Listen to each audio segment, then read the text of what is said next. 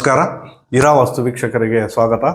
ಈ ದಿನದ ವಾಸ್ತು ಸಂಚಿಕೆಯಲ್ಲಿ ಒಂದು ಜಾಗದ ಪೂರ್ವದ ಸರಹದ್ದಿನ ಮೇಲೆ ಮನೆ ಕಟ್ಟೋದ್ರಿಂದ ಏನೆಲ್ಲ ಸಮಸ್ಯೆಗಳಾಗುತ್ತೆ, ಯಾವುದೇ ಜಾಗದಲ್ಲಿ ಪಶ್ಚಿಮಕ್ಕೆ ಜಾಗ ಬಿಟ್ಟು ಪೂರ್ವದಲ್ಲಿ ಜಾಗನೇ ಬಿಡದೆ ನಮ್ಮ ಜಾಗ ಒಟ್ಟು ಜಾಗ ಏನಿರುತ್ತೆ ನಮ್ಮ ಜಾಗನ ಪೂರ್ವದ ಭಾಗದ ಲಾಸ್ಟಲ್ಲಿ ಎಂಡಿಂಗಲ್ಲಿ ಕಟ್ಟಿದ್ರೆ ಏನೆಲ್ಲ ಸಮಸ್ಯೆಗಳಾಗುತ್ತೆ ಅನ್ನೋದರ ಪರಿಪೂರ್ಣವಾದ ವಾಸ್ತು ವಿಚಾರ ನಿಮ್ಗೆ ಈ ದಿನ ವಿವರಿಸ್ಲಿಕ್ಕೆ ಬಯಸ್ತೇನೆ. ನಮ್ಮ ಇರಾ ವಾಸ್ತು ಚಾನಲ್ನ ಯಾರೆಲ್ಲ ಫಸ್ಟ್ ಟೈಮ್ ನೋಡ್ತಾ ಇದ್ದೀರಾ ಸಬ್ಸ್ಕ್ರೈಬ್ ಮಾಡಿ, ಶೇರ್ ಮಾಡಿ, ಮತ್ತೆ ಬೆಲ್ ಬಟನ್ ಒತ್ತಿ ಅಂತ ಹೇಳ್ತಾ ನೋಡಿ, ಒಂದು ವಾಸ್ತು ವಿಚಾರದಲ್ಲಿ ಒಂದು ಮನೆ ಕಟ್ಟಬೇಕು ಅಂದ್ರೆ ಪೂರ್ವಕ್ಕಿಂತ ಪಶ್ಚಿಮದಲ್ಲಿ ಕಡಿಮೆ ಜಾಗ ಇರಬೇಕು, ಪೂರ್ವದಲ್ಲಿ ಅಧಿಕ ಜಾಗ ಇರಬೇಕು. ನೋಡಿ, ಇದು ಪೂರ್ವ, ಪಶ್ಚಿಮ, ಉತ್ತರ, ದಕ್ಷಿಣ. ನಿಮ್ದು ಯಾವುದೇ ರಸ್ತೆ ಆಗಲಿ, ಪಶ್ಚಿಮದ ರಸ್ತೆ ಆಗಲಿ, ಪೂರ್ವದ ರಸ್ತೆ ಆಗಲಿ, ಉತ್ತರದ ರಸ್ತೆ ಆಗಲಿ, ದಕ್ಷಿಣದ ರಸ್ತೆ ಆಗಲಿ, ಯಾವುದೇ ರಸ್ತೆ ಆದ್ರೂ ಮನೇನ ಪೂರ್ವದ ಬಾರ್ಡ್ರಲ್ಲಿ ಅಂದ್ರೆ ಪೂರ್ವದ ಎಡ್ಜಲ್ಲಿ, ಪೂರ್ವದ ಸರಹದ್ದಿನ ಮೇಲೆ ಯಾವುದೇ ಕಾರಣಕ್ಕೂ ಮನೆಗಳನ್ನ ಕಟ್ಟಬಾರ್ದು. ಪೂರ್ವದ ಸರಹದ್ದಿನ ಮೇಲೆ ನೀವು ಮನೆ ಕಟ್ಟಿದ್ರೆ ನಿಮ್ಮ ಜಾಗದ ಪೂರ್ವ ಬ್ಲಾಕ್ ಆಗುತ್ತೆ. ನಿಮ್ಮ ಜಾಗಕ್ಕೆ ಪಶ್ಚಿಮದಲ್ಲಿ ಜಾಗ ಜಾಸ್ತಿ ಆಗಿ ಪೂರ್ವದಲ್ಲಿ ಜಾಗ ಕಡಿಮೆ ಆದ್ರೆ ಆ ಜಾಗದಲ್ಲಿ ಮನೆ ಯಜಮಾನ ವಾಸ ಮಾಡೋದಕ್ಕೆ ಆಗೋದಿಲ್ಲ. ಮನೆಯ ಯಜಮಾನ ಇಲ್ಲದೆ ಆ ಜಾಗ ಜೀವನ ಮಾಡಬೇಕಾಗುತ್ತೆ. ಮನೆಯ ಗಂಡು ಮಕ್ಕಳು ಯಾವುದೇ ಕಾರಣಕ್ಕೂ ಡೆವಲಪ್ ಆಗೋದಕ್ಕಾಗೋದಿಲ್ಲ. ಮನೆ ಬಿಟ್ಟು ಹೊರಗಡೆ ಹೋಗ್ತಾರೆ, ಯಾವುದೇ ಕಾರಣಕ್ಕೂ ಅವರು ವಿದ್ಯಾಭ್ಯಾಸದಲ್ಲಿ ಮುಂದುವರಿಯೋದಕ್ಕಾಗೋದಿಲ್ಲ. ಅದೇ ರೀತಿ ಅಕಾಲಿಕ ಮರಣಗಳಾಗ್ತದೆ. ಏನು ಪೂರ್ವದ ಸರಹದ್ದಿನ ಮೇಲೆ ನೀವು ಮನೆ ಕಟ್ಟಿ ಪಶ್ಚಿಮಕ್ಕೆ ಯಾವ ಖಾಲಿ ಜಾಗ ಬಿಡ್ತೀರಾ ಆ ಮನೆಯಲ್ಲಿ ಮನೆಯ ಗಂಡು ಮಕ್ಕಳಿಗೆ ಅಕಾಲಿಕ ಮರಣಗಳಾಗ್ತದೆ.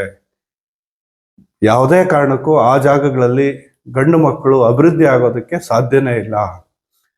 ಆದ್ರಿಂದ ಯಾವುದೇ ಕಾರಣಕ್ಕೂ ಯಾವುದೇ ಸೈಟಲ್ಲಾಗಲಿ, ಯಾವುದೇ ತೋಟದ ಜಾಗ ಆಗಲಿ, ಯಾವುದೇ ಸೈಟ್ ಆಗಲಿ, ಅದು ಎಷ್ಟಾದ್ರೂ ಮೆಜರ್ಮೆಂಟ್ ಇರಲಿ, ಯಾವುದೇ ಕಾರಣಕ್ಕೂ ಪೂರ್ವದ ಸರಹದ್ದಿನಲ್ಲಿ ದಯಮಾಡಿ ಮನೆಗಳನ್ನ ಕಟ್ಟಬೇಡಿ.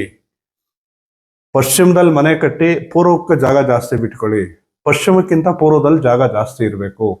ಅಥವಾ ನಮ್ಗೆ ಎರಡೂ ಕಡೆ ಜಾಗ ಇರಬೇಕು ಅಂದ್ರೆ ಮಧ್ಯದಲ್ಲಿ ಮನೆ ಕಟ್ಕೊಳ್ಳಿ. ಪಶ್ಚಿಮಕ್ಕಿಂತ ಪೂರ್ವದಲ್ಲಿ 1 ಅಡಿ 2 ಅಡಿ ಜಾಗ ಜಾಸ್ತಿ ಇರೋ ರೀತಿ ಮನೆ ಮಾಡ್ಕೊಳ್ಳಿ. ಅದು ಮನೆಯ ಗಂಡು ಮಕ್ಕಳಿಗೆ, ಮನೆಯ ಯಜಮಾನನಿಗೆ ಆಯುಷ್ ತುಂಬಾ ಚೆನ್ನಾಗಿರುತ್ತೆ. ಮನೆಯ ಗಂಡು ಮಕ್ಕಳಿಗೆ ವಿದ್ಯಾಭ್ಯಾಸ, ಆರೋಗ್ಯದಲ್ಲಿ ತುಂಬಾ ಏಳಿಗೆ ಕೊಡುತ್ತೆ.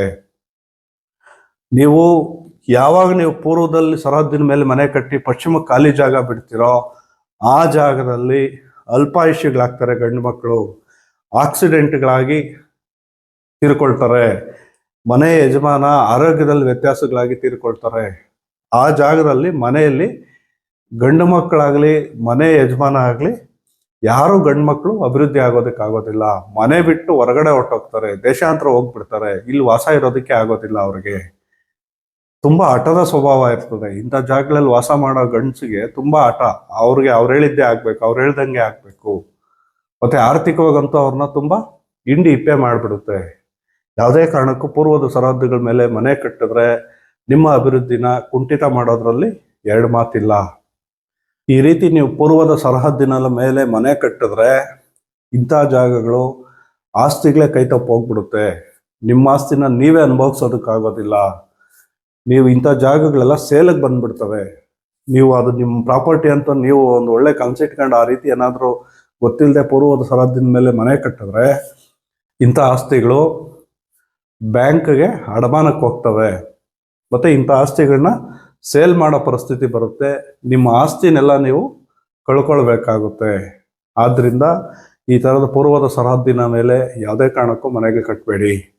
ಪೂರ್ವದ ಸರಹದ್ದಿನ ಮೇಲೆ ಮನೆ ಕಟ್ಟಿದ್ರೆ ನೀವು ಪಾಯ ಹಾಕಿದ್ದಾಗಿನಿಂದಾನೇ ನಿಮಗೆ ಸ್ಟಾರ್ಟ್. ಪೂರ್ವದ ಸರಹದ್ದಿನ ಮೇಲೆ ನೀವು ಏನು ಪಾಯ ಹಾಕಿ ಸ್ಟಾರ್ಟ್ ಮಾಡ್ತೀರಾ ಅಲ್ಲಿಂದ ಆಚೆಗೆ ನಿಮಗೆ ದಿನ ಕಳೆದಂಗೆಲ್ಲ ನಿಮಗೆ ಅದರ ಸಿಂಪ್ಟಮ್ಸ್ ಗೊತ್ತಾಗ್ತಾ ಇರುತ್ತೆ.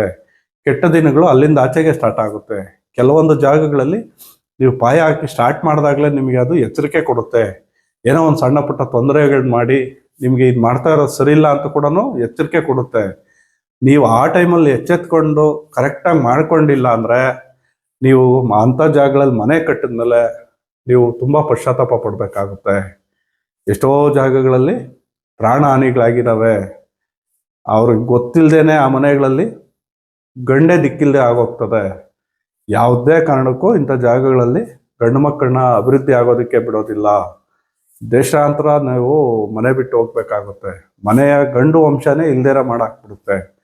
ಆದ್ರಿಂದ ಯಾವುದೇ ಮನೆಗಾಗ್ಲಿ ಪಶ್ಚಿಮದಲ್ಲಿ ಮನೆ ಕಟ್ಕೊಳ್ಳಿ, ಪಶ್ಚಿಮಕ್ಕಿಂತ ಪೂರ್ವದಲ್ಲಿ ಅಧಿಕ ಜಾಗ ಬಿಟ್ಟು ವಾಸ್ತು ಪ್ರಕಾರ ಮನೆಗಳು ಮಾಡ್ಕೊಳ್ಳಿ. ಅದು ಆ ಸೈಟ್ಗೂ ಆ ಜಾಗದಲ್ಲಿ ವಾಸ್ತುವಿನ ರೀತಿ ಬರುತ್ತೆ, ಮತ್ತೆ ನಿಮಗೂ ಅದು ಒಂದು ಒಳ್ಳೆ ರೀತಿಯ ಅಭಿವೃದ್ಧಿ ಆಗುತ್ತೆ. ಇಂಥ ಜಾಗಗಳು ಗಂಡು ಮಕ್ಕಳು ದಿಕ್ಕಿಲ್ಲದೆ ಜೀವನ ಮಾಡೋಂಥ ಪರಿಸ್ಥಿತಿ ಬರುತ್ತೆ. ಯಾವುದೇ ಕಾರಣಕ್ಕೂ ಇಂಥ ಸೈಟ್ಗಳಲ್ಲಿ ಹುಷಾರಾಗಿ ನೋಡ್ಕೊಂಡು ಒಂದು ಒಳ್ಳೆ ರೀತಿಯಲ್ಲಿ ಒಳ್ಳೆ ವಾಸ್ತು ಸಲಹೆಗಾರನ ಕರೆಸಿ ತೋರಿಸ್ಕೊಂಡು ಮಾಡ್ಕೊಳ್ಳಿ. ನಾನು ಕಟ್ಬಿಟ್ಟಿದ್ದೀನಿ, ನಮಗೆ ಗೊತ್ತೇ ಇಲ್ಲ, ನಮಗೆ ಗೊತ್ತಿರಲಿಲ್ಲ, ನಾನು ಕಟ್ಬಿಟ್ಟಿದ್ದೀನಿ, ಈಗ ಏನು ಮಾಡೋದು ಅಂತಂದ್ರೆ, ಆದ್ರಿಂದ ಒಳ್ಳೆ ವಾಸ್ತು ಸಲಹೆಗಾರನ ಕರೆಸಿ ತೋರಿಸ್ಕೊಂಡು ಏನು ಮಾಡೋದಕ್ಕೆ ಸಾಧ್ಯವಾಗುತ್ತೋ ಅದನ್ನು ಮಾಡ್ಕೊಳ್ಳಿ. ಅದನ್ನು ಬಿಟ್ಟು ಏನಾದರೂ ನೀವು ಬೇರೆ ನನಗೆ ಅದು ಕಟ್ಬಿಟ್ಟಿದ್ದೀನಿ, ನನಗೆ ನಾವು ಮಾಡೋದಕ್ಕೆ ಅವಕಾಶ ಇಲ್ಲ ಅಂತಂದಾಗ ಏನು ಬೇರೆ ರೀತಿಯ ಕೆಲವು ರೆಮಿಡಿಗಳು ಕೊಡ್ತಾರೆ. ಕೆಲವೊಂದನ್ನ ನೀವು ಇಟ್ಕೊಳ್ಳಿ, ಅದು ನಿಮಗೆ ಆ ಮನೆಯಲ್ಲಿ ಪಾಸಿಟಿವ್ ಬರುತ್ತೆ ಹಾಗೆ ಹೀಗೆ ಅಂತ. ಆ ರೀತಿ ನೀವು ತಾತ್ಕಾಲಿಕವಾಗಿ ಅವೆಲ್ಲ ಪರಿಹಾರಗಳು. ಯಾವುದೇ ಕಾರಣಕ್ಕೂ ಶಾಶ್ವತ ಪರಿಹಾರಗಳು ಬೇಕು ಅಂದರೆ ಒಳ್ಳೆ ವಾಸ್ತು ಸಲಹೆಗಾರನ ಕರೆಸಿ ತೋರಿಸ್ಕೊಂಡು ಮಾಡ್ಕೊಂಡ್ರೆ ನಿಮಗೆ ಶಾಶ್ವತ ಪರಿಹಾರಗಳು. ಈ ರೀತಿ ಪೂರ್ವದ ಸರಹದ್ದಿನಲ್ಲಿ ಮನೆ ಕಟ್ಟಿದ್ಮೇಲೆ ಇಂಥ ಜಾಗಗಳಲ್ಲಿ 3 ವರ್ಷ ಇಲ್ಲ 5 ವರ್ಷದೊಳಗಡೆ ಆ ಮನೇಲಿ ಗಂಡಸೆ ಇರೋದಿಲ್ಲ, ಆ ಮನೇಲಿ ಗಂಡು ಇರೋದಕ್ಕೆ ಬಿಡೋದಿಲ್ಲ. ಅದರಲ್ಲೂ ಏನಾದರೂ ಪೂರ್ವದ ಖಾಲಿ ಜಾಗ ಬೇರೆಯವ್ರ ಸೈಟ್ ಇತ್ತು ಅಂದರೆ 1-2 ದಿವಸ ಪರವಾಗಿಲ್ಲ. ಪೂರ್ವದಲ್ಲಿ ಏನಾದರೂ ಬೇರೆಯವ್ರ ಜಾಗದಲ್ಲಿ ಅವರು ಡೆವಲಪ್ಮೆಂಟ್ಸ್ ಮಾಡಿ ಮನೆಗೆ ಕಟ್ಟಿದ್ರೆ ನಿಮ್ಮ ಜಾಗ ಅಲ್ಲಿಂದ ಆಚೆಗೆ ನಿಮಗೆ ನೆಗೆಟಿವ್ಸ್ನೇ ಕೊಡ್ತಾ ಇರುತ್ತೆ. ನಿಮಗೆ ಅಲ್ಲಿಂದ ಆಚೆಗೆ ಕೆಟ್ಟ ದಿನಗಳು ಸ್ಟಾರ್ಟ್ ಆಗುತ್ತೆ. ಆದ್ದರಿಂದ ಯಾವುದೇ ಸೈಟ್ ಆಗಲಿ ಯಾವುದೇ ಕಾರಣಕ್ಕೂ ಪೂರ್ವದ ಸರಹದ್ದುಗಳ ಮೇಲೆ ಮನೇನ ದಯಮಾಡಿ ಕಟ್ಟಬೇಡಿ. ನೀವು ಯಾರನ್ನೋ ಕೇಳಿ ಮಾಡೋದು ಅಷ್ಟೇ ಅಲ್ಲ ಮುಖ್ಯ. ನೀವು ಯಾವ ಜಾಗದಲ್ಲಿ ಮನೆ ಕಟ್ತಾ ಇದ್ದೀರಾ, ಯಾವ ಕಡೆಗೆ ಎಷ್ಟು ಜಾಗ ಬಿಟ್ಟಿದ್ದೀರಾ ಅನ್ನೋದು ಮುಖ್ಯ ಆಗುತ್ತೆ. ಹಾಗಾಗಿ ನೀವೇನಾದರೂ ಪೂರ್ವದ ಸರಹದ್ದಿನ ಮೇಲೆ ಮನೆ ಕಟ್ಟಿದ್ರೆ ನಿಮ್ಮ ಭವಿಷ್ಯನ ಕುಂಠಿತ ಮಾಡಿಬಿಡುತ್ತೆ. ಆ ಜಾಗದಲ್ಲಿ ಯಾವುದೇ ಕಾರಣಕ್ಕೂ ನೀವು ಅಭಿವೃದ್ಧಿ ಆಗೋದಕ್ಕೆ ಆ ಜಾಗ ಬಿಡೋದಿಲ್ಲ. ಆದ್ದರಿಂದ ನೀವು ಎಷ್ಟೋ ಖರ್ಚು ಮಾಡಿ ಮನೆಗಳು ಮಾಡ್ತಿರ್ತೀರ, ಒಂದು ಒಳ್ಳೆ ರೀತಿಯಲ್ಲಿ ವಾಸ್ತು ಮಾಡ್ಕೊಂಡು ಒಂದು ಕರೆಕ್ಟಾದ ವಾಸ್ತು ವಿಧಾನದಲ್ಲಿ ಹೋದ್ರೆ ನಿಮಗೆ ಅದು ಅಭಿವೃದ್ಧಿ ಕೊಡುತ್ತೆ. ಈ ದಿನದ ವಾಸ್ತು ಸಂಚಿಕೆ ನಿಮಗೆ ಇಷ್ಟ ಆಗಿದೆ ಅಂತ ಭಾವಿಸ್ತಾ, ನಮ್ಮ ಇರಾವಾಸ್ತು ಚಾನಲ್ನ ಯಾರೆಲ್ಲ ಫಸ್ಟ್ ಟೈಮ್ ನೋಡ್ತಾ ಇದ್ದೀರಾ ಸಬ್ಸ್ಕ್ರೈಬ್ ಮಾಡಿ, ಶೇರ್ ಮಾಡಿ, ಬೆಲ್ ಬಟನ್ ಒತ್ತಿ ಅಂತ ಹೇಳ್ತಾ, ಇದೇ ರೀತಿ ಮುಂದಿನ ದಿನಗಳಲ್ಲಿ ಒಳ್ಳೆಯ ವಾಸ್ತು ವಿಚಾರಗಳೊಂದಿಗೆ ನಿಮ್ಮ ಮುಂದೆ ಬರ್ತೇನೆ ಅಂತ ಹೇಳ್ತಾ ಈ ದಿನದ ವಾಸ್ತು ಸಂಚಿಕೆನ ಇಲ್ಲಿಗೆ ಮುಗಿಸ್ತಾ ಇದ್ದೇನೆ. ನಮಸ್ಕಾರ.